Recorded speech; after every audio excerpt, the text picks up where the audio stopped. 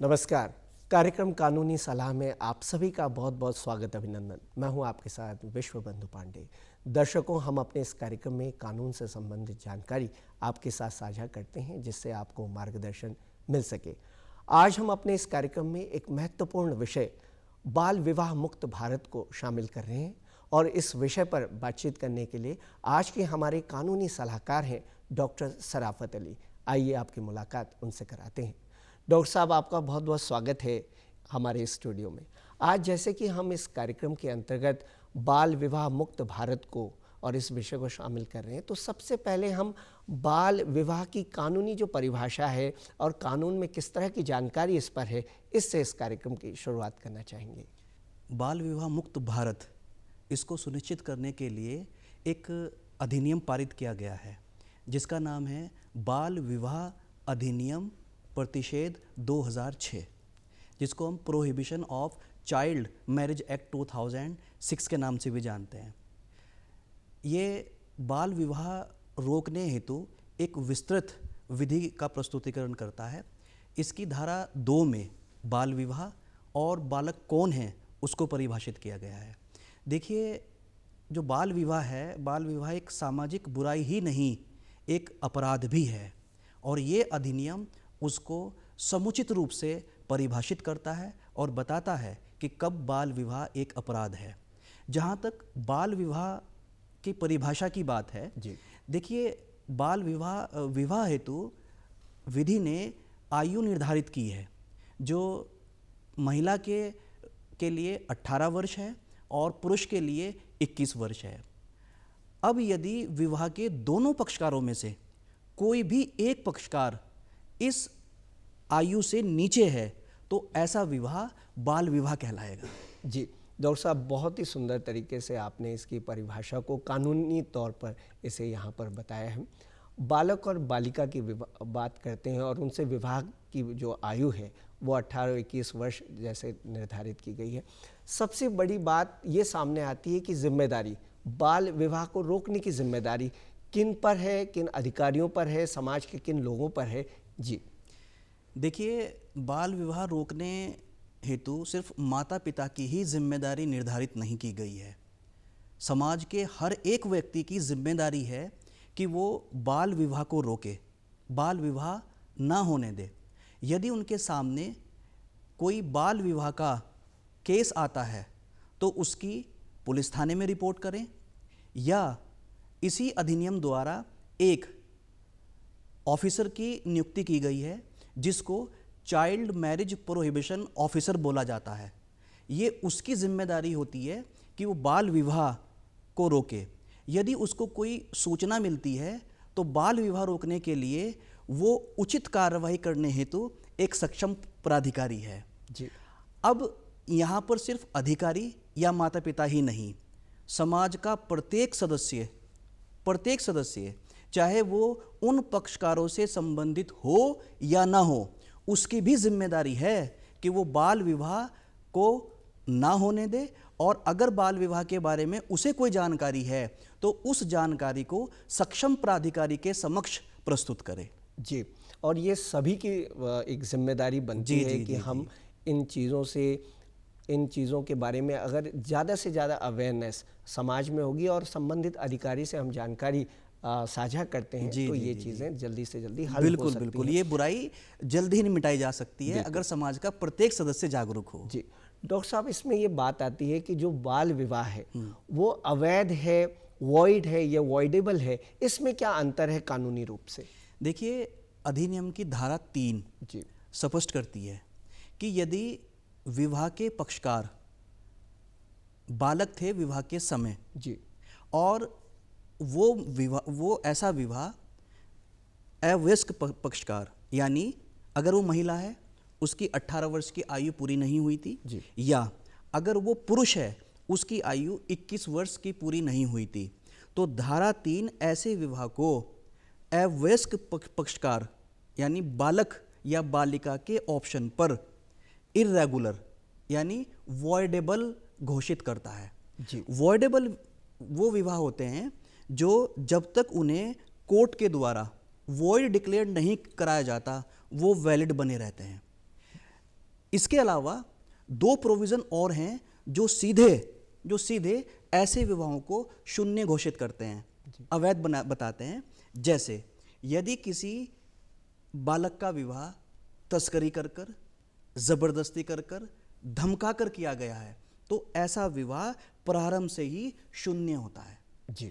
और दूसरी स्थिति वहाँ उत्पन्न होती है कि किसी बाल विवाह को रोकने हेतु सक्षम न्यायालय ने निषेधाज्ञा जारी की हो और उस निषेधाज्ञा के अगेंस्ट जाकर विवाह किया गया हो, ऐसा विवाह भी प्रारंभ से ही शून्य माना जाता है। जी सर, इसमें हम बात करते हैं म्यूचुअल कंसेंट की, जिस तरह से कि हमने सहमति दे दी है, लेकिन जो स्वयं में जिस तरह से आपने बताया अवयस्क हैं और उनके सामने ये चीज़ें आती हैं, वो कम समझदार होते हैं, पूरी पर्याप्त जानकारी नहीं होती, तो निश्चित रूप से ये अवैध ये चीज़ें हैं। बिल्कुल, देखिए विवाह के लिए स्वतंत्र सहमति आवश्यक है जी।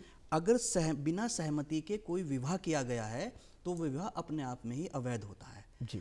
अब जहाँ तक इस अधिनियम की बात है, अगर कोई महिला है 18 साल से कम उसकी उम्र है और उसका विवाह किया जाता है, उसके गार्जियन उसका विवाह करते हैं, तो ऐसा विवाह अवयस्क यानी जो बालिका है उसके ऑप्शन पर वॉइडेबल है, वो उसको शून्य घोषित करा सकती है। जी। अब हम दंड प्रावधानों की बात इस पर करते हैं कि बाल विवाह हो गया तो इसके लिए क्या क्या दंड प्रावधान किए गए हैं कानून में। जी देखिए, अधिनियम दंड को पहले के अधिनियमों के उससे ज़्यादा कठोर बनाता है ताकि ये जो बुराई है, ये जो हमारी सोसाइटी में प्राचीन काल से चली आ रही है, जो एक बालिका के संपूर्ण विकास में बाधा उत्पन्न करती है, उसको रोका जा सके। जी। तो अधिनियम 2006 का जो अधिनियम है उसमें 3 धाराएं हैं जो दंड का प्रावधान करती हैं, धारा 9, धारा 10 और धारा 11।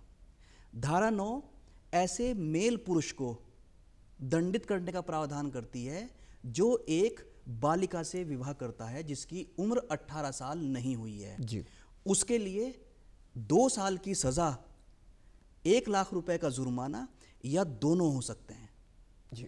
धारा 10 ऐसे लोगों को दंडित करने का प्रावधान करती है जो ऐसे विवाह को संचालित करते हैं या अवयस्क को विवाह करने के लिए दुष्प्रेरित करते हैं। जी। जैसे पुरोहित, काजी, मौलवी या कोई और व्यक्ति जो ऐसे विवाह को संपन्न करा रहा है। जी। और धारा 11 देखिए उससे भी आगे बढ़ती है और हर उस व्यक्ति को जो ऐसे विवाह को अटेंड करता है, ऐसे विवाह में शामिल होता है या ऐसे विवाह को कराने में किसी तरह की कोई भी हेल्प या मदद करता है, सहायता करता है, ऐसे व्यक्तियों को भी 2 साल की सज़ा या 1 लाख रुपए का जुर्माना या दोनों हो सकते हैं। तो तीनों प्रावधान दंड से संबंधित हैं और एक संपूर्ण दंड संहिता ऐसे व्यक्तियों को जो ऐसे विवाह को संचालित, मदद या उत्प्रेरित करते हैं, जी।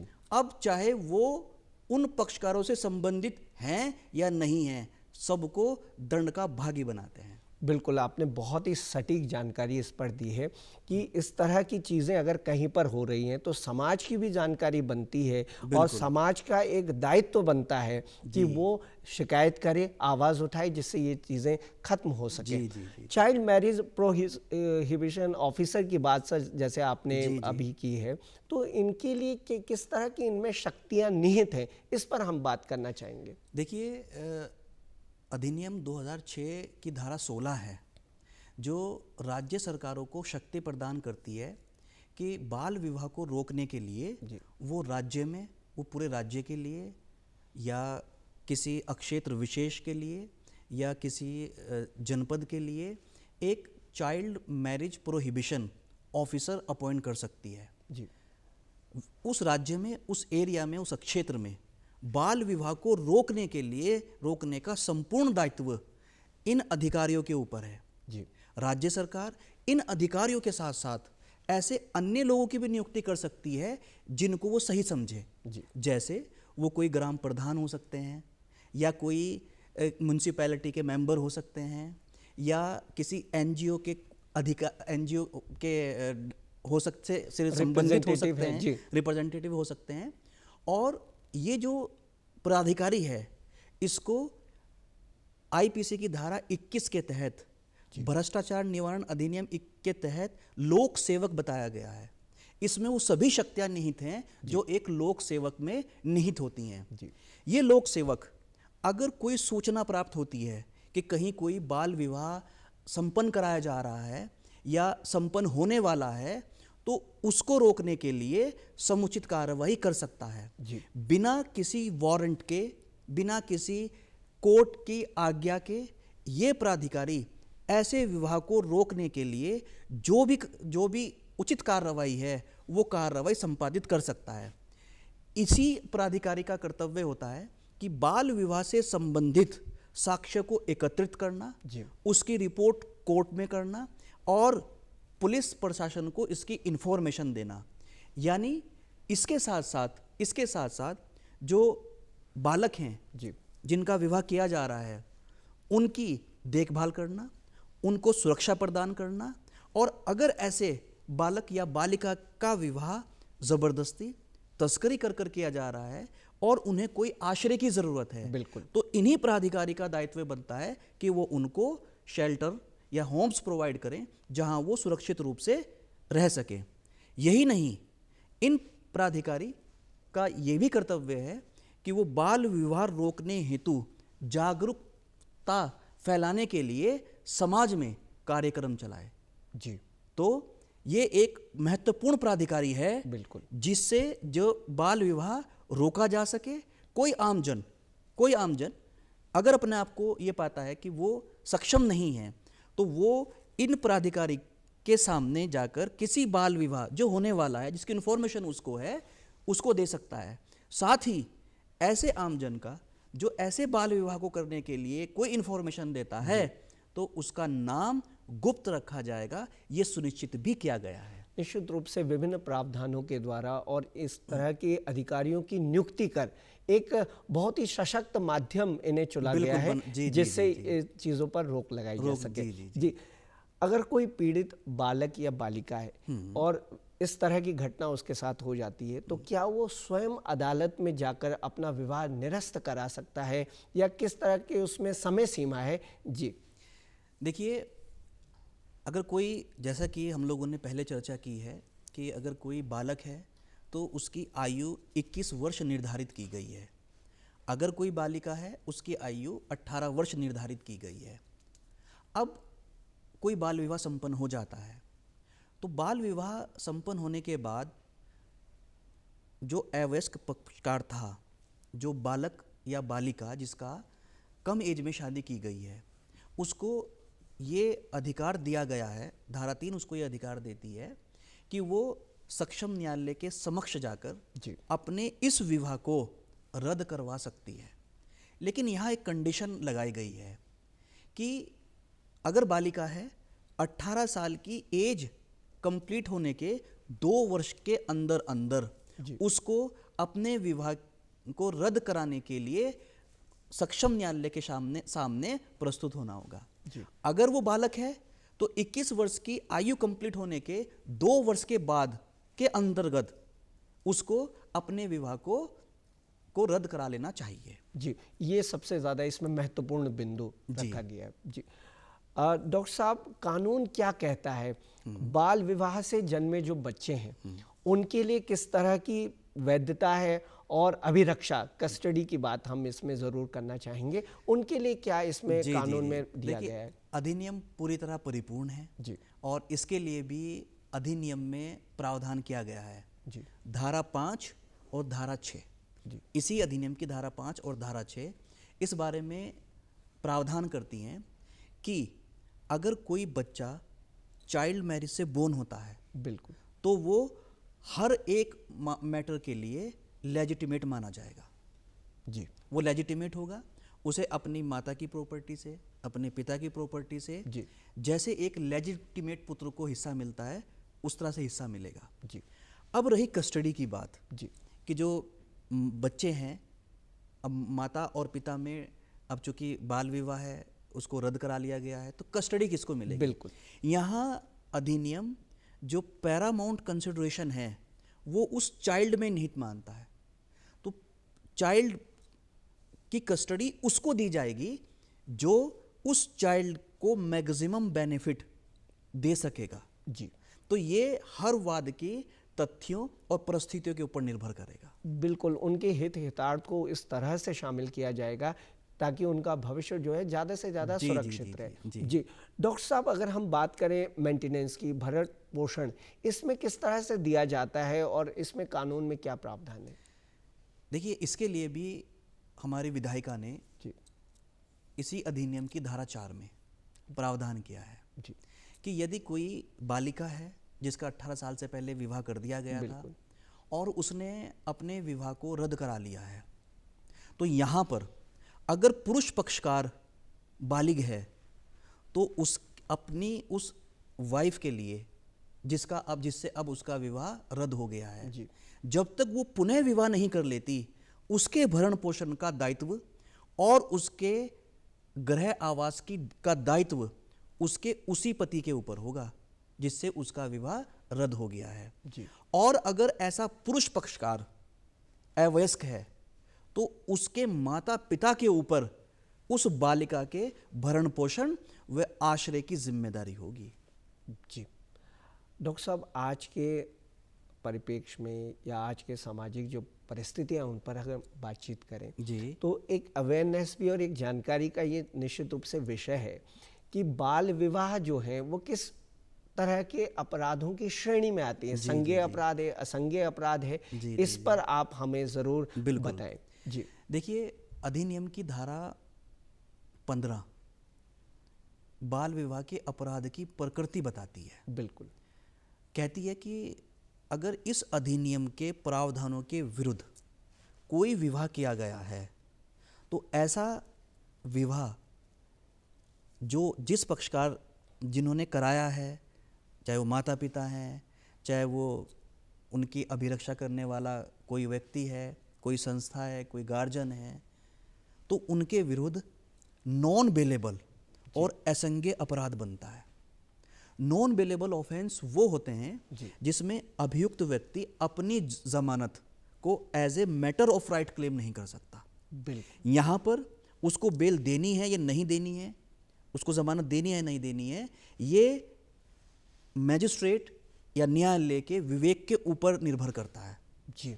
दूसरा, संज्ञेय अपराध। अपराध दो तरह के हो सकते हैं, संज्ञेय या असंज्ञेय। जी। असंज्ञेय अपराध वो होते हैं जिसमें सामान्यतः पुलिस बिना वारंट के गिरफ्तारी नहीं कर सकती, और संज्ञेय अपराध वो होते हैं जिनमें पुलिस अधिकारी बिना वारंट के भी अरेस्ट कर सकता है। बिल्कुल। तो इस प्रावधान के विरुद्ध संपन्न कराने वाले विवाह का जो अपराध है वो संज्ञेय अपराध है, और पुलिस बिना वारंट के ऐसे लोगों को गिरफ्तार कर सकती है। जी, बिना मजिस्ट्रेट की अनुमति से वारंट प्राप्त किए इनकी गिरफ्तारी हो सीधे सकती तौर है। पर हो सकती है। जी, जी, जी। जी। इसलिए इस अपराध को निश्चित रूप से बहुत गंभीरता से देखा गया है जी। और इसमें कानून के ऐसे दंड विधान किए गए हैं जो सामान्य रूप से इसे कठोरतम सजा के लायक बनाते हैं। बिल्कुल। डॉक्टर साहब, अब हम बात करते हैं कि बाल विवाह को रोकने के लिए सामाजिक जो भूमिका है, समाज में किनकी, आपने जैसे अभी जिक्र भी किया, ग्राम प्रधान है या समाज का कोई भी व्यक्ति, उसकी क्या भूमिका बनती है इन अपराधों को रोकने के लिए ग्राम स्तर पर अगर हम बात करें? देखिए, हमारे इस अधिनियम में एक बहुत अच्छा प्रावधान किया गया है धारा 13 में। जी। बेसिकली धारा 13 न्यायालय से संबंधित है कि अगर कोई बाल विवाह किया जा रहा है तो उस विवाह को रोकने के लिए complaint judicial magistrate first class वहाँ पर फाइल की जा सकती है। और ऐसी कोई कंप्लेंट कोई भी समाज का कोई भी व्यक्ति, जी। वो चाहे उन पक्षकार से संबंधित है या नहीं है, उस गांव से संबंधित है या नहीं है, कोई भी फाइल कर सकता है। मजिस्ट्रेट को अगर सही लगता है तो वो उसके ऊपर निषेधाज्ञा जारी कर सकता है। जी। तो यहाँ पर जब कानून इस तरह की पहल करता है तो हम सब लोगों की जिम्मेदारी बन जाती है कि हम अपनी इस नैतिक और विधिक जिम्मेदारी को समझें और हमारे सामने अगर कोई ऐसा अपराध किया जा रहा है तो हम उसकी शिकायत जो धारा 16 में जो प्राधिकारी जिनको ये पावर दी गई है बिल्कुल। उनको कर सकते हैं, या हम सीधे पुलिस में जाकर एफआईआर करा सकते हैं, या कोर्ट में कंप्लेंट फाइल कर सकते हैं।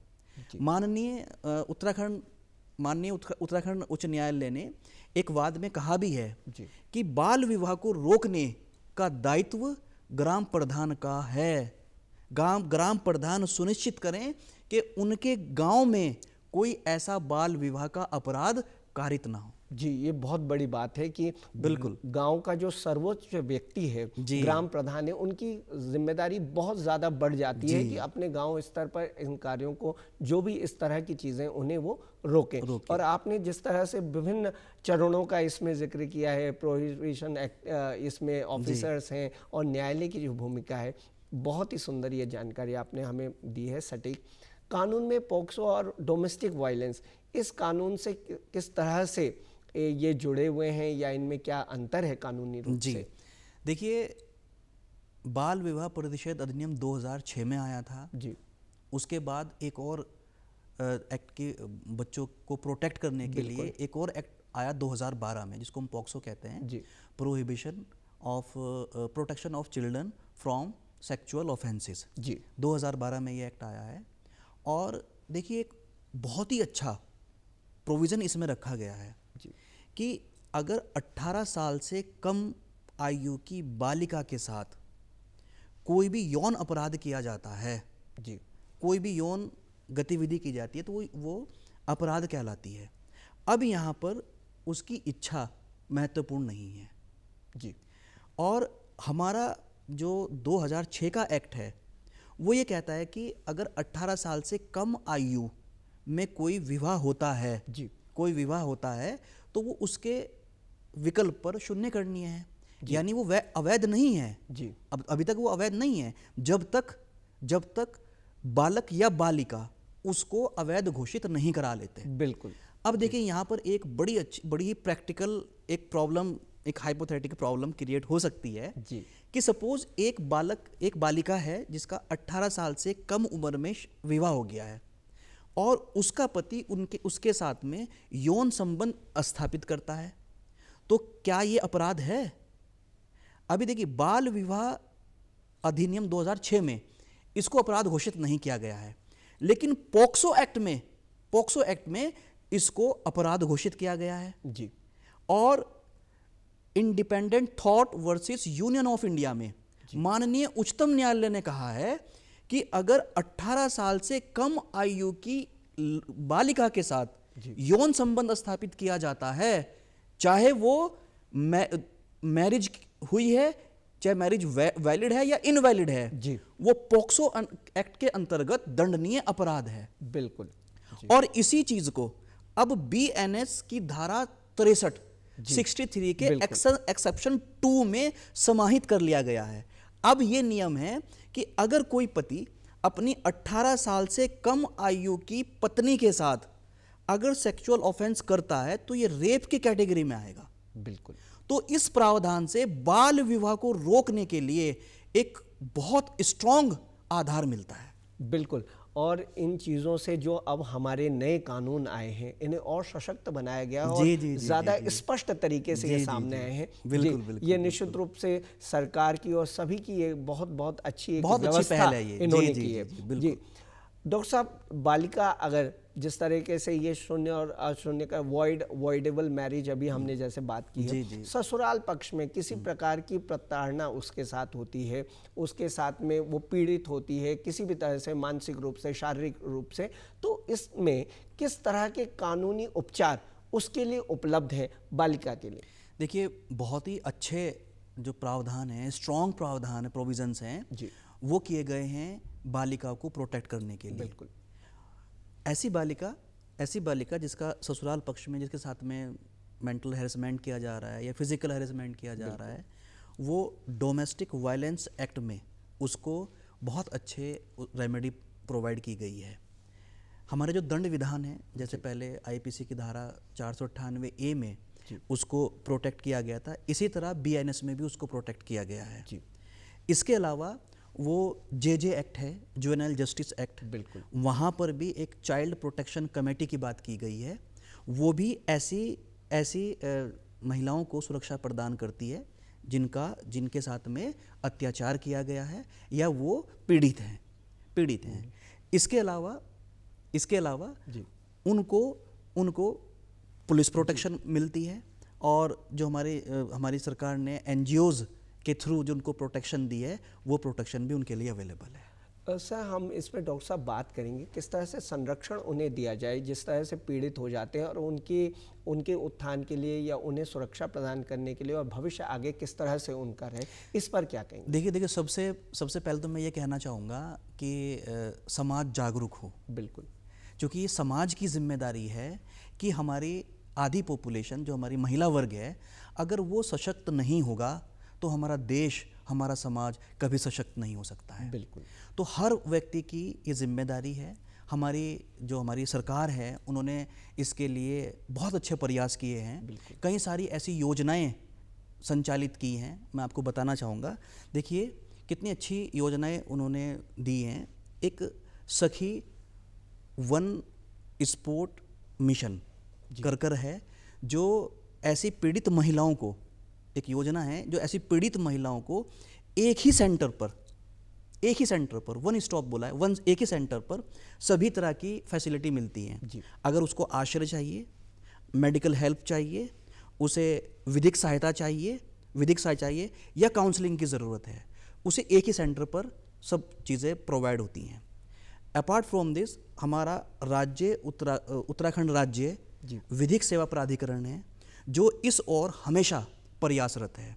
वो ऐसे जागरूकता कार्यक्रम चलाता है ताकि समाज में ऐसी सामाजिक बुराई से बाहर निकला जा सके। बिल्कुल। इसके अलावा हमारी सरकार ने कई सारी योजनाएं चलाई हैं, जैसे सुकन्या विद्याधन योजना। लड़कियों के लिए 18 साल तक एक ऐसा अकाउंट जिसमें जो आम इंटरेस्ट है उससे ज़्यादा कंपाउंडेबल इंटरेस्ट मिलता है, जो 18 साल के बाद जाकर उसको मिल सकता है। तो 18 साल ही हमारी इस बालिका की एज रखी गई ताकि उसे उसके बाद, अब उसके शादी करनी है या उसके हायर एजुकेशन के लिए भेजना है, तो उसके सामने आर्थिक परेशानियां ना हो। इसके अलावा कस्तूरबा गांधी महिला विद्यालय है। ऐसी वंचित परिवारों या गरीब परिवारों की लड़कियां जिन्हें पढ़ने का ऑप्शन नहीं मिल पाता है, वहाँ अपनी एजुकेशन ले सकती हैं ताकि कम ही एज में उनको शादी के लिए, विवाह के लिए मजबूर ना होना पड़े। इसके अलावा हमारी सरकार ने कई सारी टोल फ्री हेल्पलाइन चलाई हैं, जैसे 1098 है चाइल्ड हेल्पलाइन। अगर कहीं कोई महिला या महिला से संबंधित, बालिका से संबंधित कोई अपराध किया जा रहा है, उसका विवाह किया जा रहा है, तो इस पर सूचना दी जा सकती है, उसको समुचित उपचार तुरंत मिलता है। ऐसे ही हेल्पलाइन 181 जो महिला हेल्पलाइन है, उसके ऊपर इंफॉर्मेशन, सूचना देकर ऐसी महिलाओं को प्रोटेक्ट किया जा सकता है। तो हमारी सरकार ने भी इसको रोकने के लिए समुचित व्यवस्था की है। ज़रूरत है जागरूकता की। बिल्कुल। किस तरह से हम बाल विवाह मुक्त भारत बनाए, इस पर आपके जो विचार हैं, जो टिप्स हैं, वो हम ज़रूर इस कार्यक्रम में शामिल करना चाहेंगे डॉक्टर साहब। देखिए, मुझे बहुत अच्छा लगा पढ़कर, जब मैंने देखा कि हमारी जो न्यायपालिका है वो भी इसके प्रति बहुत ज़्यादा संवेदनशील है कि भाई इस तरह की चीज़ें ख़त्म होनी चाहिए। मैं समझता हूँ कि स्थानीय लेवल पर लोगों की लायबिलिटी फिक्स की जाए, जैसे ग्राम प्रधान, नगर पालिका में चेयरमैन, वार्ड में पार्षद, क्योंकि इनसे छुपकर कोई विवाह सेरेमनी जो पब्लिकली हो रही है, वो इनसे छुप नहीं सकती। ऐसे एनजीओज़ जो उस क्षेत्र में कार्य कर रहे हैं, ऐसे विद्यालय, चाहे वो निजी संस्थान हो चाहे वो सरकारी संस्थान हो, उनके प्रधानाचार्य, प्राचार्य की लायबिलिटी फिक्स की जाए कि अगर उनके एरियाज़ में कोई ऐसी गतिविधि होती है तो उसकी तुरंत सूचना सक्षम प्राधिकारी को दी जानी चाहिए। डॉक्टर साहब, आपने इस विषय पर महत्वपूर्ण जानकारी हमारे दर्शकों के साथ साझा की, इसके लिए आपका बहुत बहुत धन्यवाद। आपको भी बहुत बहुत धन्यवाद। तो दर्शकों, ये था आज का हमारा कार्यक्रम, जिसमें आज हमने महत्वपूर्ण विषय को शामिल किया। आशा है आपको इस कार्यक्रम से सटीक जानकारी मिली होगी। अगले अंक में आपसे फिर होगी मुलाकात, तब तक के लिए हम आपसे लेते हैं विदा। नमस्कार।